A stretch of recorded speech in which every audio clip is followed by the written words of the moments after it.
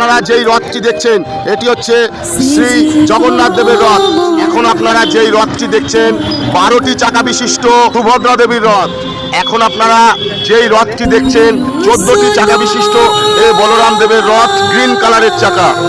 এই 2024-এর রথযাত্রার অন্তিম লগ্নের যে প্রস্তুতি, সেই প্রস্তুতির কাজ কতদূর এগোলো সেই পুরো আপডেট কিন্তু থাকবে আগামী 6 তারিখে শনিবার আমার বড় ভিডিওর মাধ্যমে কিন্তু সব আপডেট দেওয়া থাকবে আমার ইউটিউব চ্যানেলে।